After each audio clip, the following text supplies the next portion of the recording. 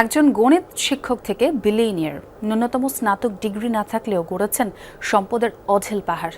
অনেকটা নাটকীয়ভাবে জিরো থেকে রীতিমতো ডার্ক ফিকশনের হিরো বনে যান আলোচিত ও কুখ্যাত যৌন নিপীড়ক জেফ্রি এপস্টেইন।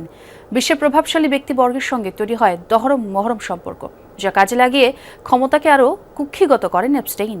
বিজলি কেবলসের স্কিন কোটেড ইনসুলেশন আগুন প্রতিরোধী। বিজলি কেবলস, নিরাপদ আজীবন। Is your money dirty money? No, it's not. So, in fact, Why is it not dirty money? because I earned it.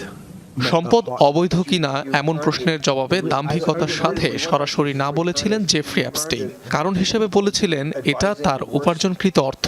অবশ্য তা কোন পথে আয় করা হয়েছে আর কিভাবে ব্যয় করা হয়েছে তা নিয়ে প্রশ্ন তুললে নৈতিকতার ছবক দিতেও শোনা যায় তাকে। Ethics is always a complicated subject. কিন্তু ক্যারিয়ারের শুরুটা এমন ছিল না জেফ্রি এপস্টেইনের। বয়স যখন 20-এর কোঠায় তখন নিউ ইয়র্ক সিটির স্বনামধন্য টালটন স্কুলের এক গণিত শিক্ষক হিসেবে পেশাদার জীবন শুরু করেন এপস্টেইন।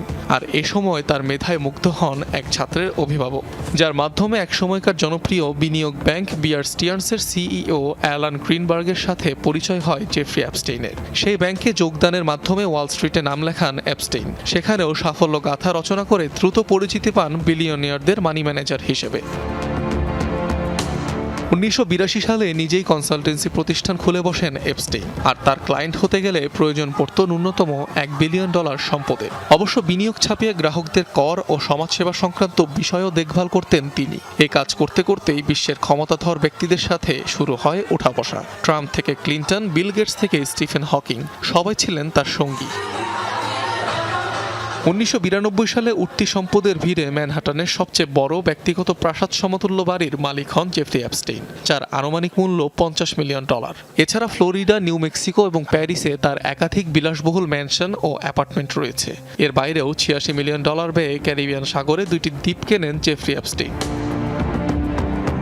অভিযোগ রয়েছে সম্পদের দিক থেকে যুক্তরাষ্ট্রের সবচেয়ে বড় ব্যাংক জেপি মর্গান সহ প্রখ্যাত একাধিক ব্যাংকের সঙ্গে লেনদেন ছিল এপস্টেইনের, যারা নির্দ্বিধায় তাকে বড় পরিমাণের অর্থ ধার দিত। পরবর্তীতে এসব অর্থ পৌঁছাতো এপস্টেইনের যৌন নিপীড়নের শিকার নারীদের কাছে, যা একাধিক তদন্তে উঠে আসে। সমাজ রাষ্ট্র তো বটেই, বিশ্বের ক্ষমতাধর মানুষের সাথে চলাফেরা, কোনো কোনো ক্ষেত্রে তাদের সম্পদের দেখভাল করলেও কখনো স্নাতকের গণ্ডি পেরোতে পারেননি কুখ্যাত এই যৌন নিপীড়ক জেফ্রি এপস্টেইন। অনিক রহমান, যমুনা নিউজ।